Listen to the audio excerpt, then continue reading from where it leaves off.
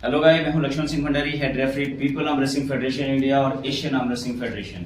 तो दोस्तों, आज हम बात करने वाले हैं रेफरी ग्रिड पर, क्योंकि अभी नेशनल चैंपियनशिप हो रही है और हम इसको आपको एजुकेट करना चाहते हैं कि रेफरी ग्रिड कैसे की जाती है, किन किन चीजों का आपको ध्यान रखना है।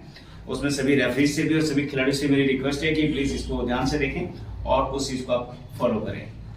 आइए, सबसे पहले रेफरी ग्रिड जब होती है, अब रेफरी की सबसे पहले होती है तो सबसे पहले रेफरी आपसे पूछते हैं कि थम्स डाउन।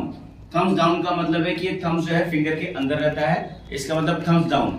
आपको थम्स डाउन और थम्स अप डाउन, तो इस तरह से आपने पूछना है खिलाड़ी से, thumbs down, thumbs up, thumbs down, down. आपको thumbs down, thumbs up, thumbs down, both thumbs down, thumbs down. ठीक है, ग्रेट। अब इसमें शोल्डर स्क्वायर, डोंट मूव, यहां पर आपने शोल्डर स्क्वायर करना है। कोई मूवमेंट होगी यहां पर फाउल होगा। शोल्डर स्क्वायर, डोंट मूव, यहां पर कोई भी मूवमेंट होती है तो ये फाउल होता है। हर खिलाड़ी ने अपनी पोजीशन ले लेनी है, इस चीज का आपको ध्यान रखना है। इसके बाद ये पाम टू पाम, आप ध्यान रखें कि ये पाम टू पाम मिला होना चाहिए एकदम।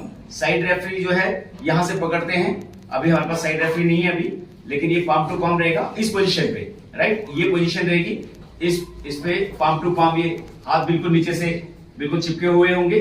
ठीक है, इसके बाद रेफरी जो है थम्स क्लोज करेंगे दोनों के, क्योंकि दोनों के थम्स डाउन थे। ठीक है, इसके बाद एक जेंटली फिंगर, फर्स्ट यू एक फिंगर रखी, इसमें अगर कोई मूवमेंट होती है, कपिंग होती है तो फाउल हो जाएगा। फिंगर उठी तो फाउल हो जाएगा, शोल्डर हिला तो फाउल हो जाएगा। देन आपने ये रखा, देन यहां से जेंटली, यस, रेडी गो, यस। तो इस तरह से ये चीज को स्टार्ट रखना है आपने। तो हमेशा ध्यान रखें कि प्रॉपर तरीके से चीजें हो, सेंटर अलाइनमेंट हो, साइड सेंटर हो, शोल्डर स्क्वायर हो। रेफरी को बड़े ध्यान से दोनों चीजों को वॉच करना है। आंखें यहीं होनी चाहिए, दोनों साइड की आंखें सामने भी देख रही, लेकिन दोनों साइड का टच आपको होना चाहिए कि दोनों तरफ निगाह होनी चाहिए आपकी कि कहाँ कोई शोल्डर मूवमेंट तो नहीं हो रही है। आपका शोल्डर बिल्कुल स्टार्ट जो है शोल्डर स्क्वायर से, सेंटर से होना चाहिए। फिंगर की कोई मूवमेंट नहीं होनी चाहिए। फिंगर उठा तो फाउल हो गया, एल्बो आपने हिलाया तो फाउल हो गया, शोल्डर की मूवमेंट हो गई तो फाउल हो गया, अंगूठा आपने हिलाया तो फाउल हो गया। तो इस चीज का आप ध्यान रखना है कि फाउल से बचें आप लोग, मूवमेंट बिल्कुल भी ना करें।